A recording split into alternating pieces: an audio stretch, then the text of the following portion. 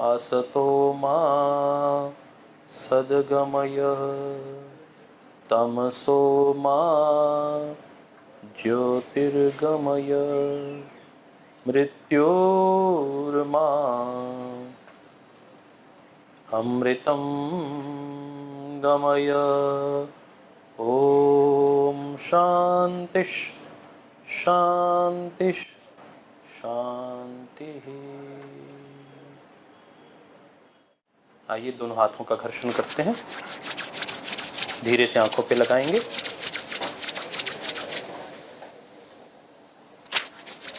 दोनों हाथों का घर्षण हल्का सा गर्दन पर लगाएंगे, बाएं से दाईं ओर, दाएं से बाईं ओर। सारी थकावट दूर हो जाएगी।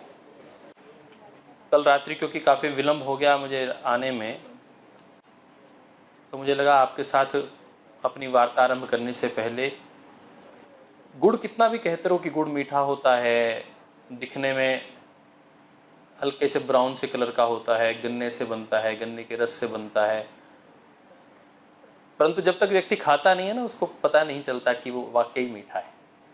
तो ऐसा ही योग है, योग ये है, योग वो है, वो है, वो है, परंतु उसका अनुभव आपको नहीं हुआ तो आपको उसकी जानकारी नहीं हो सकती। कोविड के साथ आपने दो दो हाथ किए हैं, जीवन यात्रा को जीता है आपने। जितने लोग यहाँ बैठे हैं उन्होंने मृत्यु को जीत कर बैठे हैं आप सब लोग, क्योंकि सबके सामने मृत्यु थी, उसके बीच में आप लोग यहाँ उपस्थित हैं। बहुत से लोग चले गए। WHO का दावा तो यूँ है कि 47 लाख लोग भारत के चले गए, परंतु हम WHO के दावे को नहीं मानते, बिल्कुल भी उसकी कोई स्वीकृति नहीं है, क्योंकि WHO तो अभी तक खाली है। आज तक पता नहीं शायद 40 वर्ष से ज़्यादा हो गया है, एक वायरस उसकी दवाई उससे नहीं बन पाई, उसका नाम है एड्स। एक और नया वायरस आया है, उसका नाम है कोविड, उसकी भी दवाई अभी तक नहीं बन पाई है। तो मॉडर्न मेडिसिन तो हाथ खड़ा कर देती है, कोई भी पेंडेमिक आती है तो सबसे पहले हाथ खड़ा करती है, मेरे पास तो दवाई नहीं है भैया, जी लो अपनी मर्जी। हाथ खड़े हैं हमारे तो। परंतु भारत ऐसा नहीं कह सकता, भारत ऋषि संस्कृति का देश है। जनवरी में कुछ इंस्टांस आने शुरू हुए, फरवरी में थोड़ी सी पीक आई, मार्च का अंत आते आते बहुत ज़्यादा लोग चीन में देखते थे, लोगों को उठा उठा के घर से लेके जा रहे थे, चलते चलते लोग गिर रहे थे नीचे। वो दृश्य इतना भयावह था जिसकी कल्पना नहीं की जा सकती। दोस्तों मित्रों, वो चीन जिसने इस कोविड को पैदा किया, आगे बढ़ाया, आज फिर उस कोविड से जूझ रहा है। आपकी जानकारी में पूरे देश में, पूरे विश्व में आज कोविड सबसे ज्यादा कहीं दिखाई दे रहा है, तो वो कौन सा देश है? चीन। क्यों? उसने अपनी मेडिसिन पहले बना ली थी, वैक्सीनेशन पहले डेवलप कर ली थी। जैसे ही कोविड आया उन्होंने सबसे पहले वैक्सीनेट किया, उस एरिया को सेंट्रलाइज कर दिया, जिन जिन को कोविड था उनको उठाकर बिल्कुल साइडलाइन कर दिया, किसी को तो पता चला कि मार दिया। ऐसी ऐसी घटनाएं सामने आने लगी कि इससे ट्रांसमिशन ना हो आगे। आपने कोविड के दिनों में बहुत से नए शब्दों को देखा होगा। आइसोलेशन। जीवन में, भारत में ही नहीं पूरे विश्व में, जो व्यक्ति बहुत बड़ी कोई हत्या कर दे, बहुत बड़ा कोई अपराध कर दे, उसको क्या कहा करते थे? इसको आइसोलेशन में रखना, इसको जेल में रखना। सावरकर जी को कहां रखा? समुद्र के पार जाकर। कहां? काला पानी। कहां? अंडमान निकोबार में। किस लिए? एक 6x4 की कोठरी में आइसोलेशन करने के लिए। एक व्यक्ति को अकेला छोड़ दो, अपने आप ही इतने तनाव में आ जाएगा, क्योंकि man is a social animal. व्यक्ति की सबसे बड़ी सजा है उसको समाज से काट दो, जेल बना दी गई उसके लिए। व्यक्ति अपने आप टूट जाएगा, अपने आप उसे पछतावा होगा कि क्योंकि जीवन में उसके पास कुछ बात करने के लिए नहीं है, वो बिना बात किए रह नहीं सकता। परंतु इस कोविड काल में आपने देखा, जो लोग बहुत जीवंत थे उन्हें भी आइसोलेशन में रहना पड़ा, आइसोलेशन के दंश को सहा। और मैं बहुत से लोगों को जानता हूं जिन्होंने अपने परिवार को आइसोलेशन में नहीं रहने दिया, परिवार के साथ बातचीत करते रहे, फोन पर बातचीत करते रहे। इस पूरे डिजिटल एरिया में सबसे ज्यादा लाभ कोविड में जो हुआ, लोगों ने वीडियो कॉल करते रहे, फोन पे बात करते रहे। हमने घर में से लोगों को अपने निकाला नहीं, हमने कहा कि ठीक है हम ठीक हो सकते हैं। श्रद्धेय स्वामी जी महाराज ने कहा आप घर बैठे ठीक हो सकते हैं, योग करो, प्राणायाम करो, घबराने की आवश्यकता नहीं है। सबसे बड़ा काम था उस पूरे पेंडेमिक में किसी एक व्यक्ति ने हाथ खड़ा कर कर लोगों को थामा, पूरे भारत को थामने का प्रयास किया। तो परम श्रद्धेय स्वामी रामदेव जी महाराज ने कि हम योग के माध्यम से इस कोविड को जीत सकते हैं।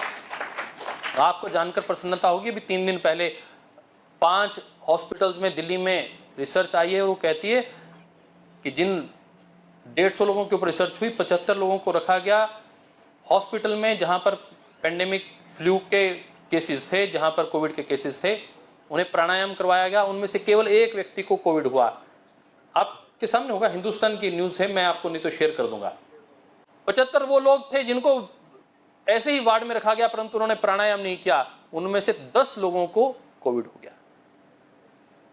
ये प्रमाण करती है कि हमारी संस्कृति, हमारी विधा में बहुत ताकत है, परंतु उसको समझने की आवश्यकता है। एक मॉडर्न मेडिसिन के कॉलेज ने शुरुआत की है योग को अपनाने की, भारतीय संस्कृति में अपनी निष्ठा व्यक्त की है, अपना विश्वास व्यक्त किया है। उस कार्य में एक हमारी बहन लगी हुई है डॉक्टर ज्योति, उनकी ताकत बढ़े और ये संस्थान को अनुभव हो कि संस्थान के साथ हम जैसे लोग भी खड़े हैं जो योग को महत्व देते हैं। योग एलोपैथ को भी जानते हैं, एलोपैथ में भी प्रैक्टिस करते हैं। मैंने एलोपैथ में इमरजेंसी में बहुत प्रैक्टिस की है, 3 वर्ष तो सिविल हॉस्पिटल में खूब अच्छे से काम किया है। श्रद्धेय स्वामी जी महाराज का हल्का सा स्फूर्ण मिला और मेरे जीवन में परिवर्तन आया। हो सकता है आज कुछ आपके जीवन में परिवर्तन आए। एलोपैथ की जहां सीमाएं हैं वहां से योग आरंभ होता है, वहां से योग की ताकत शुरू होती है। जहां आपको लगता है कि यह एलोपैथ में अब इसके बाद कुछ भी नहीं, आज भी सोराइसिस में, लीवर की डिजीज में एलोपैथ के पास कुछ भी नहीं है, योग के पास है, आयुर्वेद के पास है, भारतीय संस्कृति के पास है। इतना है कि पूरी दुनिया सुई की, जैसे घड़ी की सुई वापस आती है घूमकर अपने स्थान पर, ऐसी सारी दुनिया घूमकर भारत के चरणों में आने वाली है। भारत विश्व गुरु के पद पर दोबारा सुशोभित होने वाला है। पहली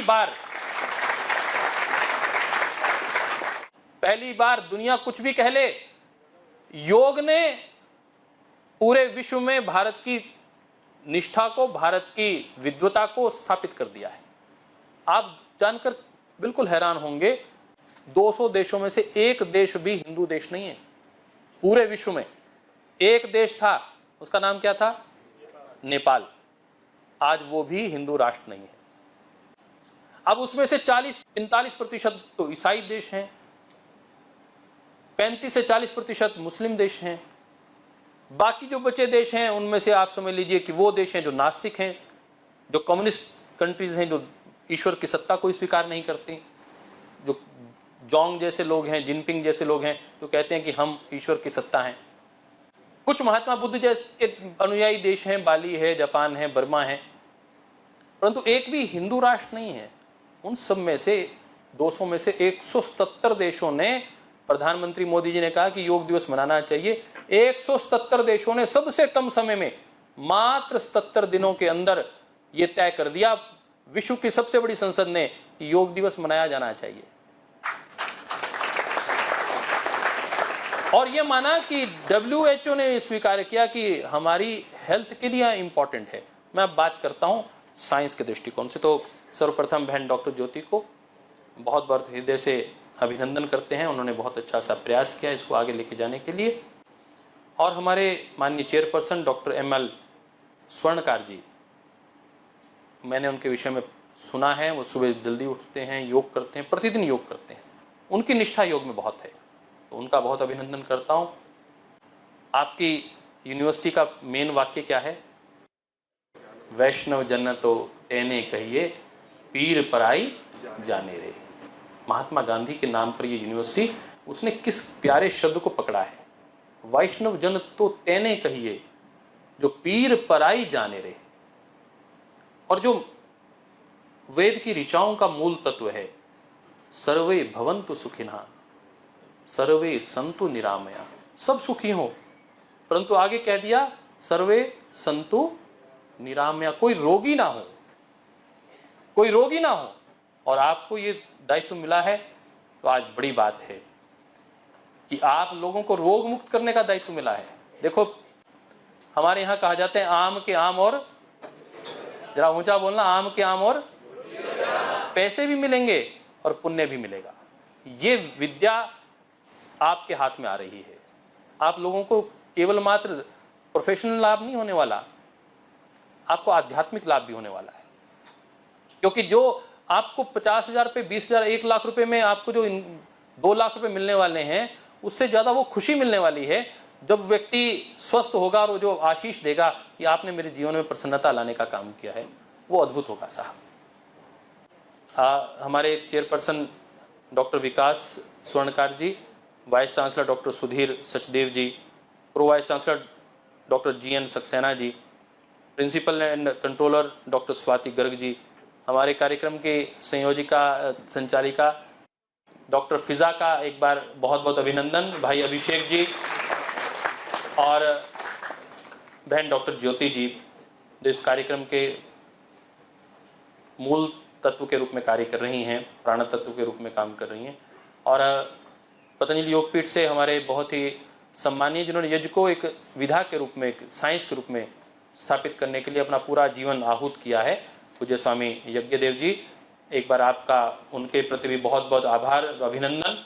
पूज्य स्वामी मुक्तानंद जी महाराज, हमारे भाई डॉक्टर मोक्षा जी, जो अमेरिका में योग के राजदूत बनकर रहे हैं, उनका भी बहुत बहुत अभिनंदन।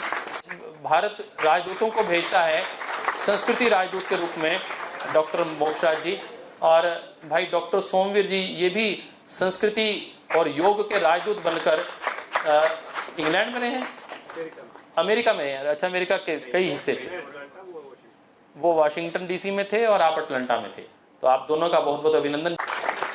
भाई कपिल जी, भाई पीयूष कांत जी, भाई हमारे करमपाल जी, भाई सुभाष जी, हमारे प्रांतीय संगठन के बहुत ही आधार स्तंभ हैं भाई सुभाष जी और भाई विक्रम जी, उनका बहुत बहुत अभिनंदन। और आप सब साथियों का बहुत बहुत अभिनंदन करते हुए आइए शुरुआत करते हैं थोड़ी सी साइंस के साथ आपको समझाने की।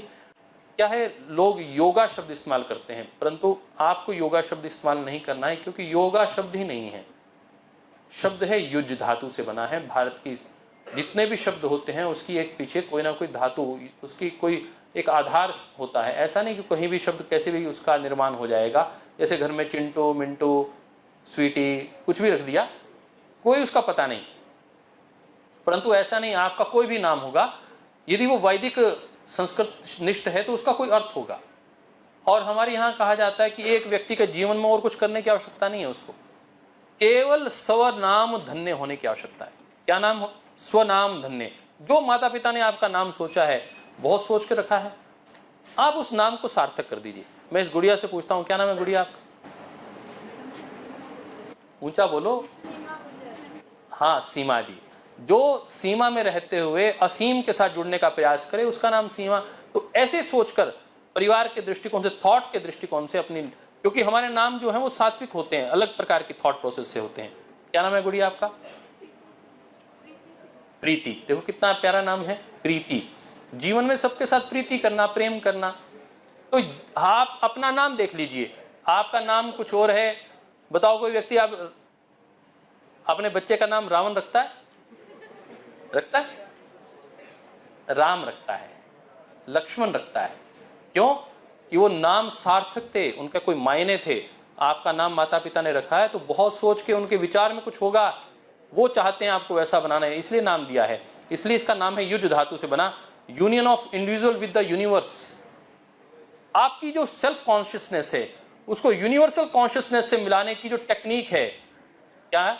The technique to unify the self consciousness to universal consciousness, that is called yoga. ये महत्वपूर्ण बात है। आपकी स्वचेतना को वैश्विक चेतना से जो जोड़ दे, उस शक्ति का नाम, उस विधा का नाम, उस टेक्निक का नाम योग है। छोटी टेक्निक नहीं है। साइंस की भी साइंस है। जहां मैंने कहा कि स्पिरिचुअल साइंस इसको कह दिया जाता है, तो मैं कहता हूं तो अल्टीमेट साइंस है, इसके बाद कुछ बचता नहीं है।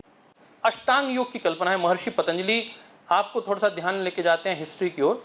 आदि काल से आदि वक्ता के रूप में, हम योग के आदि वक्ता के रूप में महर्षि हिरण्यगर्भ को मानते हैं।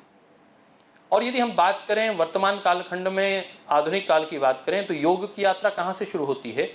तो योग की यात्रा, योग के एक बड़े ग्रंथ के रूप में आप भगवद गीता को जानते हैं, जिसके 18 अध्याय 700 श्लोकों में योग की ही चर्चा है।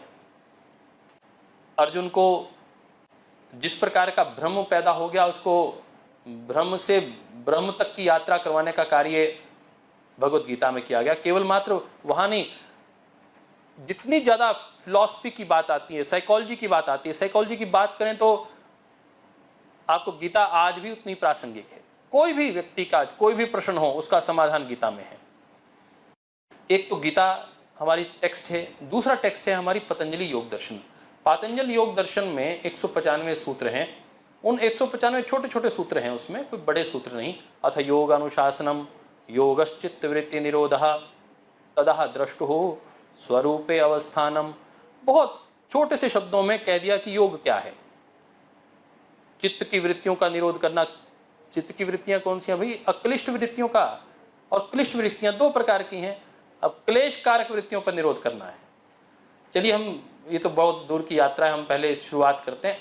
8 अंग हैं योग के महर्षि पतंजलि के अनुसार। वो शुरुआत होती है यम, नियम, आसन, प्राणायाम, प्रत्याहार, धारणा, ध्यान और समाधि से। ये यात्रा शुरुआत तो यम से होती है, परंतु यात्रा योग की पूर्णता प्राप्त करती है समाधि में आकर।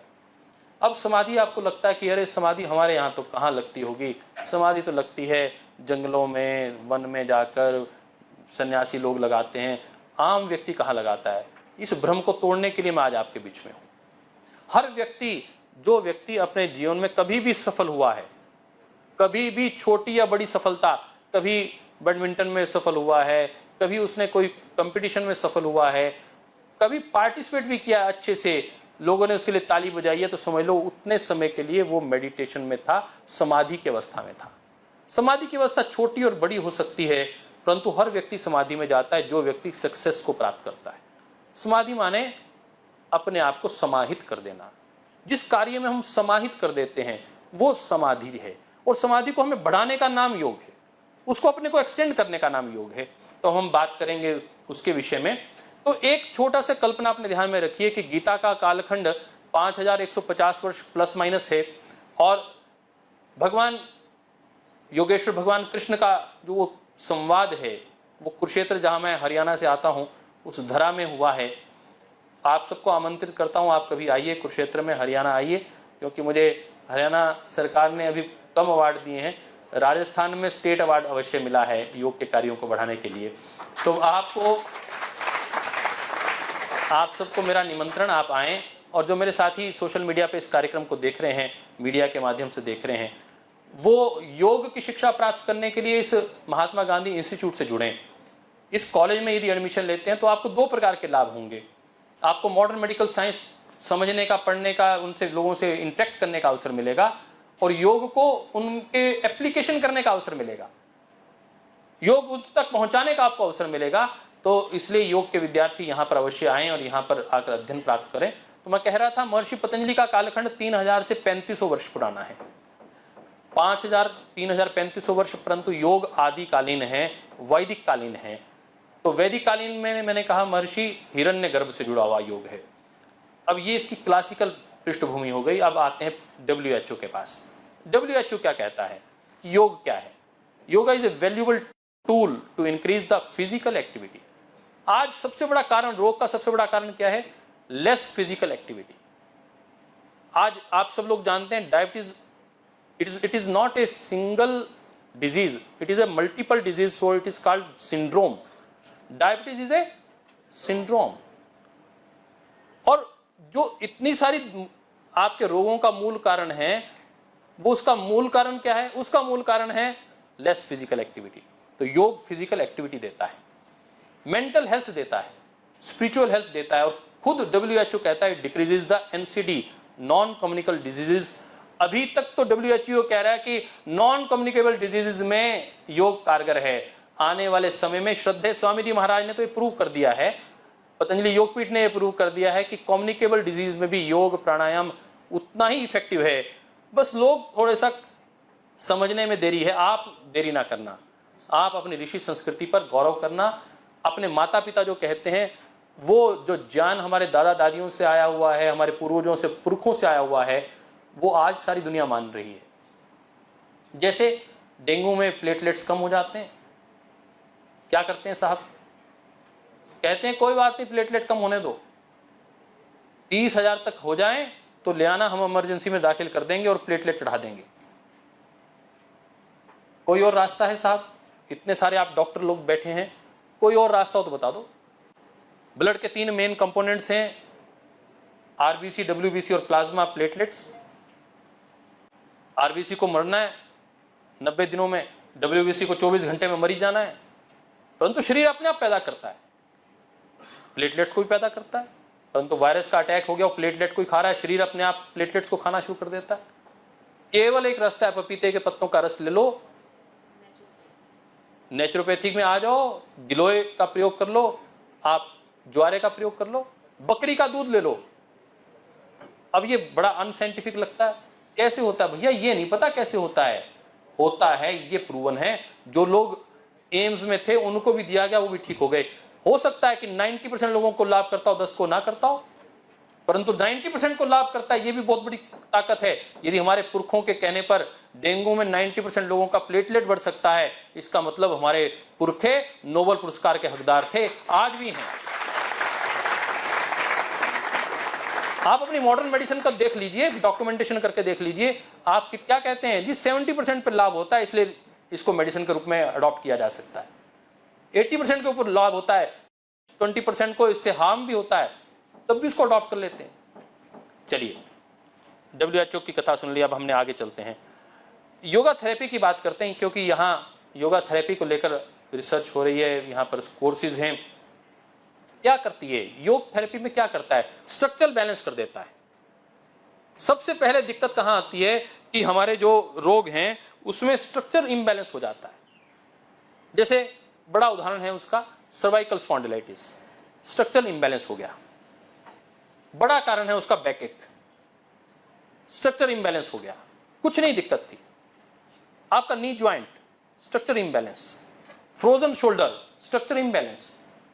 इसको योग ऐसे चुटकियों में ठीक करता है। क्यों? उसका कारण है स्ट्रक्चर को हमने ठीक मेंटेन करना, उसके लिए कुछ आसन है, खींचतान करके उसको जबरदस्ती नहीं करना, धीरे धीरे अभ्यास से करना है। ये योग है। योग के मूल 2 ही तत्व हैं, अभ्यास वैराग्याभ्याम तन्निरोधः। 2 ही तत्व हैं योग के, एक अभ्यास और एक वैराग्य, डिटैचमेंट। यदि आपको स्पिरिचुअल पावर में जाना है, थॉट में जाना है, कुंडलिनी जागरण में जाना है, आपको एकात्म होना है ईश्वर की सत्ता के साथ, तो आपको डिटैचमेंट की ओर जाना पड़ेगा।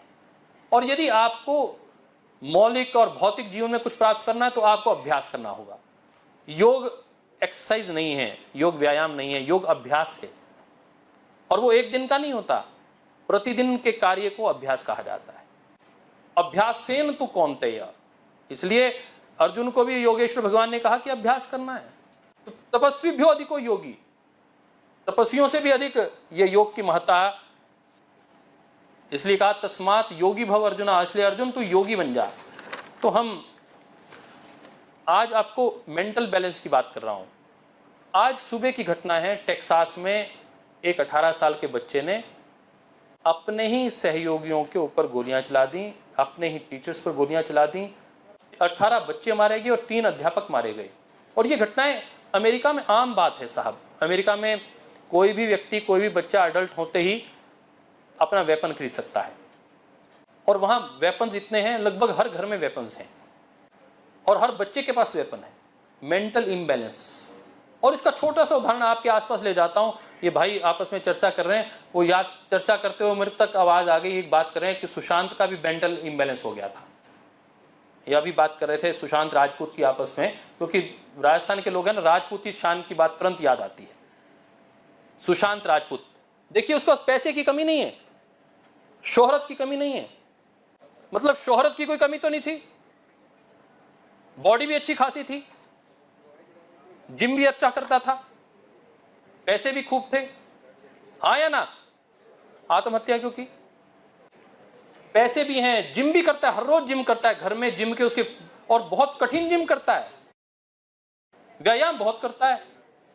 मेंटल इम्बैलेंस, अपनी डिप्रेशन को संभाल नहीं पाया। योग वो करता है जो आपको स्ट्रक्चर बैलेंस तो देता है, ये मेंटल बैलेंस देता है। जीवन में कठिनाई आ जाए, आएगी, पहले ही बता रहे हैं, वहां तो कभी बताता नहीं ना, हम तो स्पष्ट कह रहे हैं भैया सड़क पर चलोगे ब्रेकर आएगा। हमारी तो सड़कें बताती हैं कि ब्रेकर आएगा, लाइफ में भी ब्रेकर आएगा, टोल टैक्स भी आएगा। रुकना नहीं है, चलना है, ये योग है।